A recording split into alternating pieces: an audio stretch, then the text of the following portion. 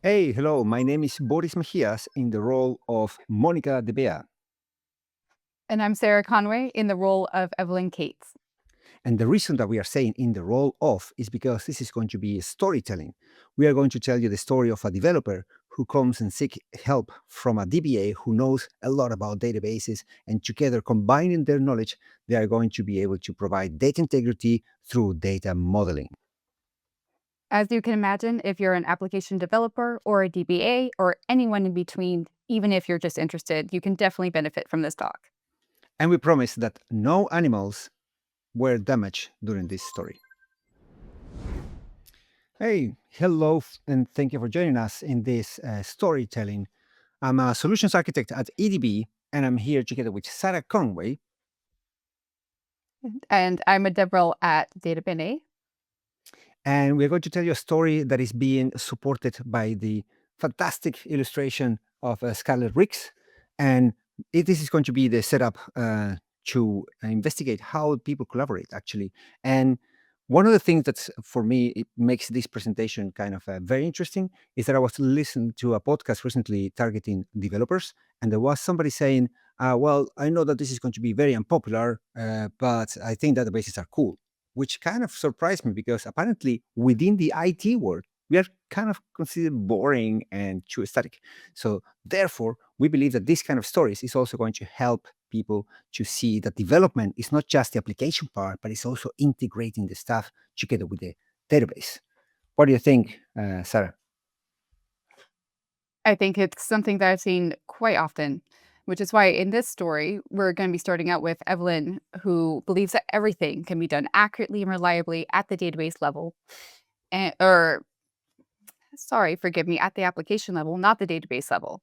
She's actually done several projects exactly like this. However, as she starts putting together this particular application, she realizes it's a little bit more complex than she initially thought, and her code is quickly growing out of hand. So, because her manager tells her that she should be using Postgres and she has no idea really how to get started, she goes forth and sets out to meet the DBA team where she's expecting to meet your typical grumpy support engineer. And what does she find? Just Monica. So Monica is there and she finds Evelyn. And hearing that she needs to be using Postgres, she said, well, I'm very happy that you actually don't have to use this legacy database that we have, because then you will really need to have to deal with these grumpy DBAs. Yeah, that I need to implement a web page to track the scores of a chess tournament. It's super simple. I already have a design and everything should be able to be handled within the application itself, but I'm being told that I have to use the database for this. Do you know why? Like, is there a particular reason? Well, do you want to have some coffee? Would love some. I just ran out. Okay, good. So let me tell you, for me, everything is super logical at the level of the database. And actually, I have a friend who said that whenever she look at the definition of the objects, how they are related inside the database, she can tell you exactly how the business logic of the application works just by looking at the data definition. So maybe this is actually what you're looking at, not just functions and calls and stuff like that, but also how the data actually is connected and integrated together. So tell me more about that chess tournament that you mentioned. I guess that makes sense. So I'm basically just looking to store data for the chess tournament in the database. I think that's all it needs to be, right? Just like a data dictionary. Typically, I would have been putting this in a couple different arrays and JSON files and then just manipulating things from the application level. But I'm not sure how to design this thing so it actually works in the database and actually take advantage of why I'm using it in the first place. From what I've been able to figure out, I need to store at least the player information like the names and contact details, and then all matches and results. Okay, so So, let's look together at these objects that you are mentioning. So this is what you see when you refer to the fact that you want to put like the player's information. And what else do you need? yes, also games. All right. Okay. So yeah, I mean, look, Postgres is actually an object relational database. So we also think about data as objects and how they relate to each other. So there is going to be a lot of similarity about the way that you are thinking. It's just that we call them tables and columns instead of objects and attributes. But let's look at a few problems that you have here with your JSON object.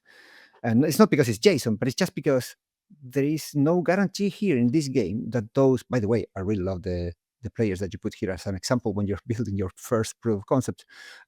So how do you know that Judith and Maya are actually real players? I mean, you have the other objects that are defined here, but then there is no actually guarantee that the values are actually matching what you're putting there.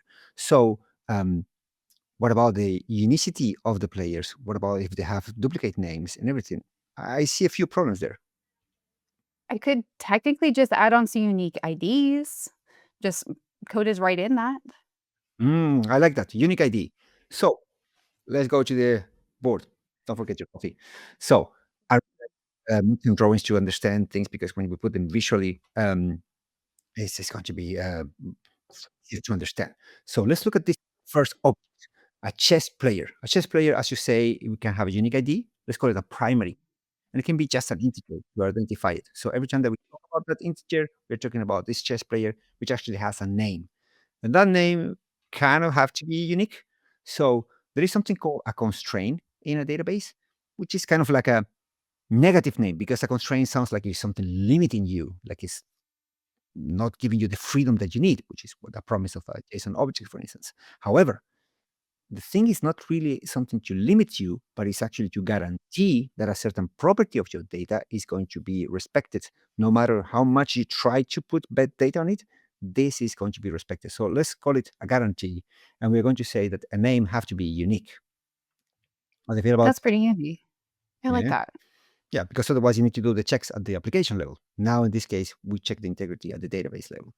And then we are also going to have some games between players, you said, right? Yes. Okay. So we Yeah, we need to be able identify to handle at least white and black. exactly, yeah, two players, white and black. Thus refers to actually the real player. So we are going to have here what we call a foreign key. So this number has to exist. And this is how we are going to guarantee that whoever is playing the game, it is already in the database registered as a player for the tournament. And then you have a result, probably, right? Yeah, I was thinking at least text since we have to accommodate, I think at least, obviously winning and losing, probably a draw, a tie. Yeah. Okay. Yeah. Well, we don't have to define that specifically right now. Let's see how we start with these two tables already. And then my impression, and this is also from feedback from friends, because I always go to conferences and talk to my friends. They say that a solution is not the best one just because you get it perfect from the beginning, but it's one that allows you to delay some of the decision for when the problems appear. So it's going to evolve together with your understanding of the business logic and also how the application itself evolves. So let's see. How would you code this? First of all, it is a big important advice to not use the default schema called public, because then that will give you a possibility of organizing your objects in different namespaces. So let's call it chess because it's a chess tournament. And then it also reads most nicely your objects. In this case, we're going to create chess players. So the chess player is going to have an integer, which is the primary key, and a name. And then we're going to add this unique guarantee to say that you cannot put two players with the same name. You want to try it out? Yeah, let's give it a try. Okay, so how do you insert the data? You go, this is SQL code, but there's definitely something that can transform your application to SQL code. You insert into the chess players the values 1 in Judith, and then the values of 2 in Maya, and then you have your two first players. Now let's try to put a duplicate. If we insert, for instance, a third player called also Judith, then you're going to have a violation of this constraint, which means that it's guaranteeing you that you cannot put bad data on it. Nice. I can see why that would actually save quite a bit of code and prevent problems, a lot of them. Yeah. Okay. So let's look at now at the things that you can do with this first code. I'll let you go and figure it out a little bit later. And then whenever you need some help, just come and let me know. But Cool. anything else you want to check first? Hmm.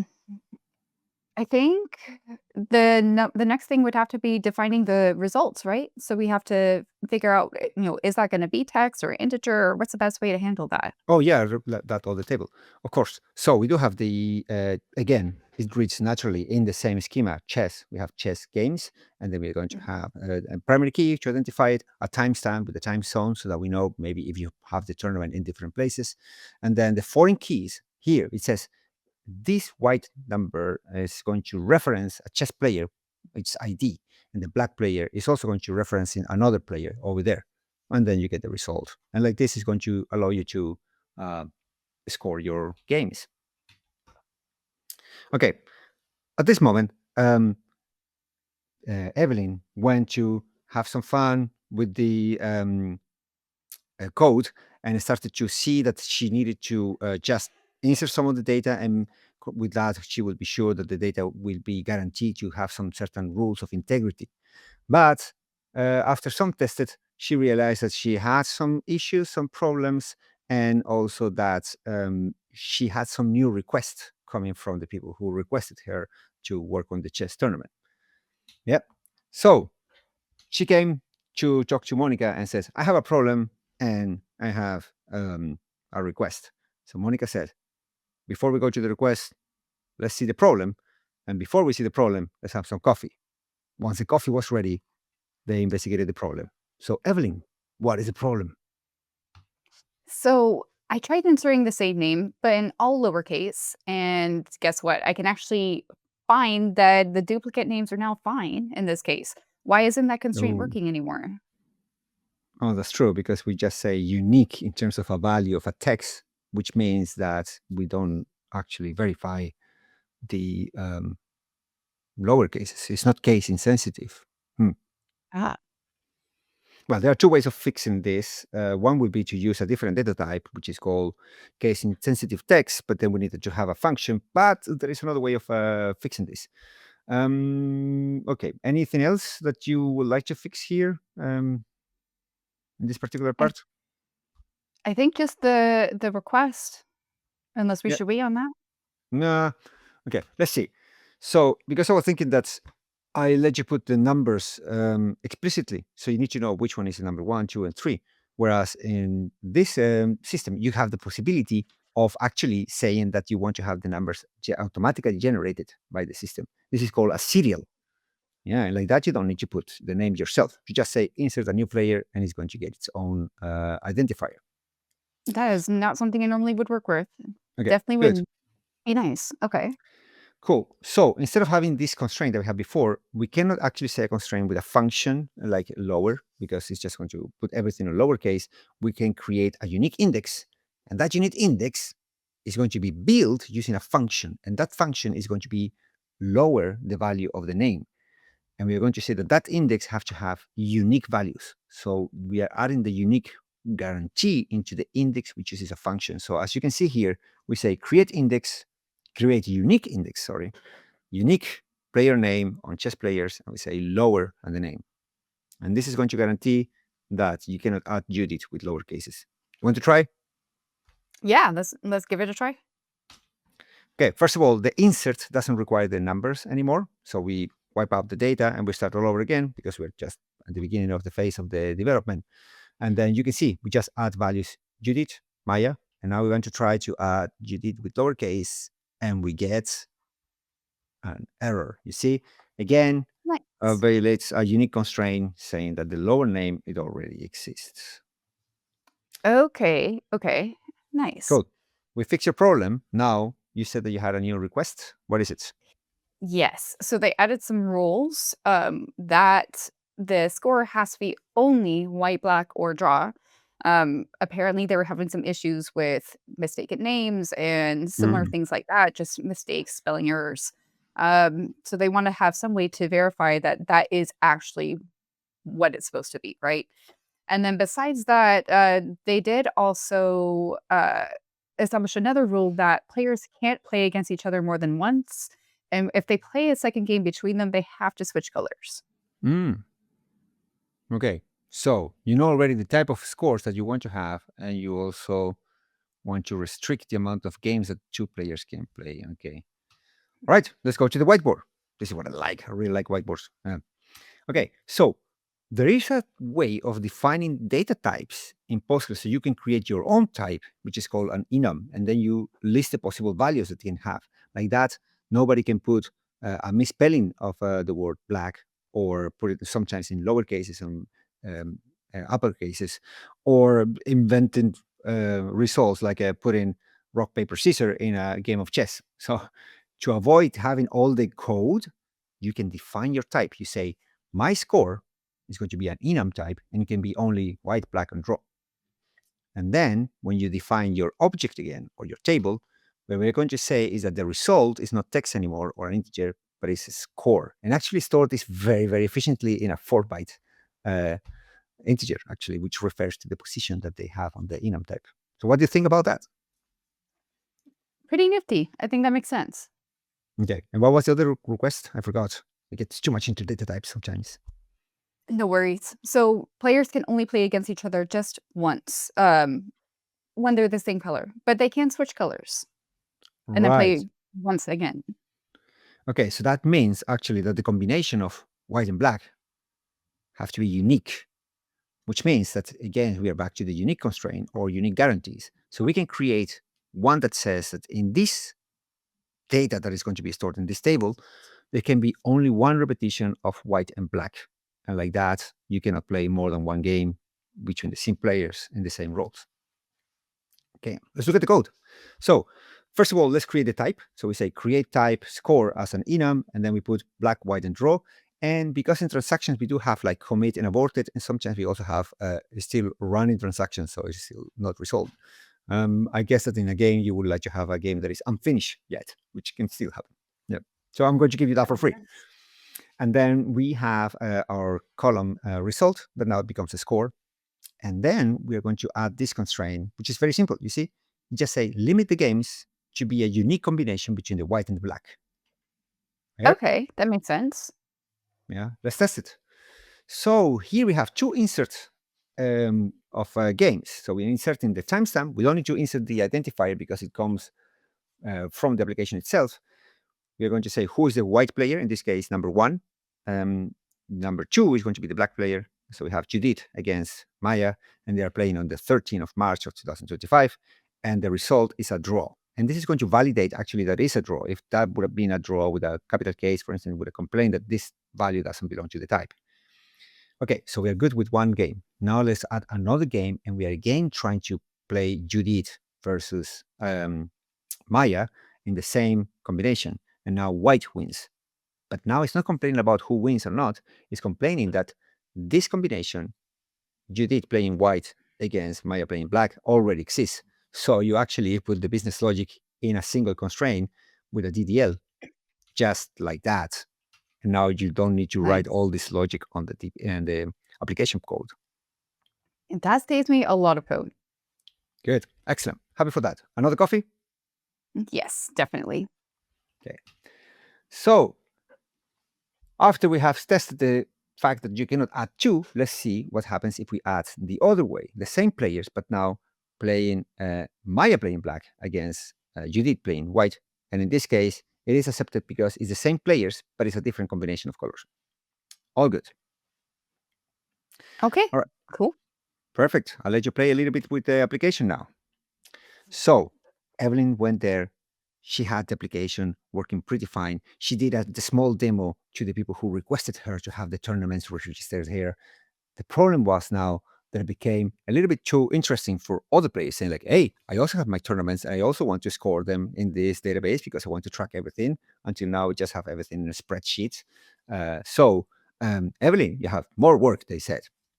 So Evelyn came back to Monica and she said, I have a little bit of more requests. I have to put more tournaments and something else. Yes, they want me to add historical data actually from previous tournaments. And they also let me know that the rule of the maximum 2 games between players is per phase of the tournament because they have to play against each other again in the semifinals and the finals. So, yeah. And then besides that, too, we need to make sure that we're actually tracking the winners, right? The champion, second, third. Okay, got it. Okay, so a tournament then have to be part of the objects that we have, and a game have to belong to a tournament. It cannot be just a game like that. Let's go to the whiteboard again. I like this. Okay, so we have a tournament again with an identifier, very useful. The tournament probably has a name, a start date, and an end date. And then, as you were saying, we need to track who is the champion and the runner-up and the third position, right? Yeah. Mm. Okay, and so those numbers are going to be what? Just testing whether you're getting this. Are going to be, how do we know that these are players? I'm assuming we tie this in with foreign keys again, back Yeah. to the test.players table? Exactly. Exactly. The Okay. same technique. The same technique. So we don't need to kind of run code to verify that this number exists on the other side or not, because this is going to be guaranteed by the foreign key of the table itself. And it have to be respected. It's part of the ACID properties of the database. Okay, so we do have a tournament now, and now it changes the nature of the games because the games now also belong to a tournament. And because they belong to a tournament, they need to have a foreign key that refers to that tournament that they belong to. And you were saying that the rule for the games that have to be unique is only per phase, right? So we need to add the Yes. phase there. Okay, good, Okay. good. We keep the relationships between the players as a foreign key to the players table. And then, as we see here, let me show you the draw arrow, we can see that the tournaments refer to the players for the champion, runner-up, and the third position. Good. We still keep the same type for the enum. And then the thing that we're going to add now is that this constraint that we set for the uniqueness between white and black, it is actually per phase and per tournament. So only one occurrence for these 4 columns. So the 4 columns Okay. combined, yeah, are going to be your business logic. You just have to say, as you see, this is instead of being a how to do stuff, imperative programming, it is declarative. You're saying this is the integrity that I expect. These 4 values have to be unique, and then the database is going to guarantee it for you. Okay. Yeah. That makes sense. Good. Okay, excellent. So let's look at the code. So you define the tournaments, a serial number for the keys of the tournaments, and then all the rest is just text, date, because we don't need a timestamp. It doesn't have to be as specific as the time of the game. But then we also have references to chess players for the champion, runner-up, and the second and the third place. Now, um, what we need to do instead of creating the table again of games, let's do it more dynamically. So we just need to say, alter the table of games and add 2 columns. The first column is going to be a tournament, which just refers to an ID in the other table. And the last one is going to be text for expressing which kind of phase, because some tournaments are going to have maybe multiple phases. We will see if later you need to have also a enum type or something like that. But for the moment, just let's keep it like that. And let's let the database evolve afterwards. Okay, so for the constraint, what we are going to do, in this case, we need to drop the first one that we have for limiting the gains, because otherwise we're going to have some conflicts between the 2 constraints, and we are going to add the next one. Yeah, it's a guarantee, where we just put all the columns there. White, black, face, and tournament have to be only one occurrence. And like that, your logic is there. Yeah, Okay. Wow. good. Pretty handy. Anything else that you would like to add that you forgot or something now that we are here? Because it's almost the end of my day as well. So, I guess the last thing that I can think of is just how do you prevent a player from actually playing against themselves? okay, that's a good one. We haven't put a constraint there. So instead of solving it myself, I'm going to give you as a homework to do it. And then you come up with a constraint or the index that you think is going to be necessary. So, like that, you're learning now SQL, Evelyn, so you can do it. I'm pretty sure that you can do it. Now, let me think about something else, because one of my friends, she plays a lot of chess, and she said that sometimes there is kind of a frozen situation and it's not a real draw. She says that is called a stalemate.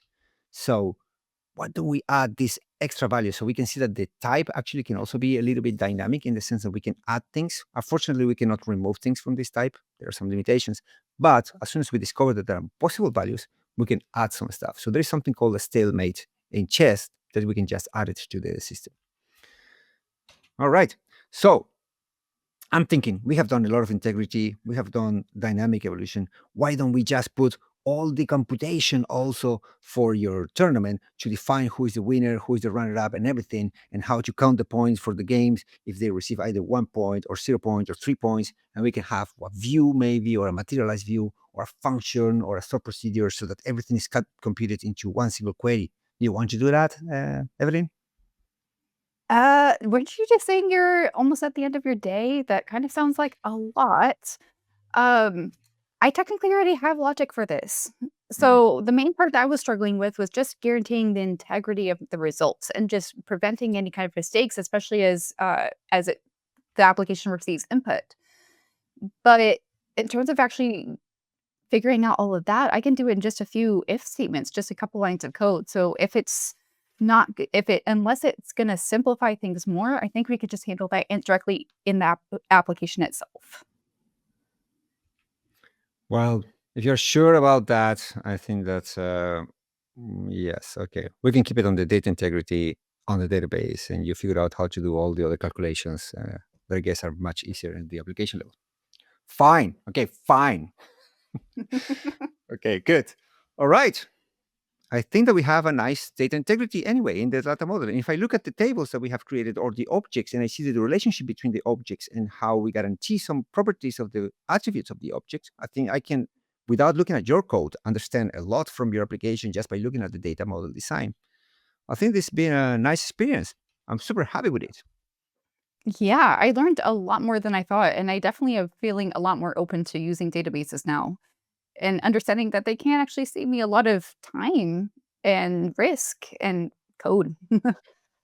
Yeah, a lot of code. So the code will be there, but then not all the code probably because there's so much stuff that are also might be easier just to do on the application level. All It's right. always good to have a balance. Exactly. Good. Talking about balance, do you want to have a good balanced coffee with the right amount of acidity and the right amount of caffeine on it? I think so. Good. Thank you very much for listening to our story, and I hope that you enjoy with us the dynamics of collaborating with people from other teams and understanding from each other's the requirements and how we can build a better application, not just at the application level or not just at the database, but in a combination of them. Yes, and you can always find us on LinkedIn afterwards. Connect with us, especially if you have any questions about that bit of homework or anything else related to the talk.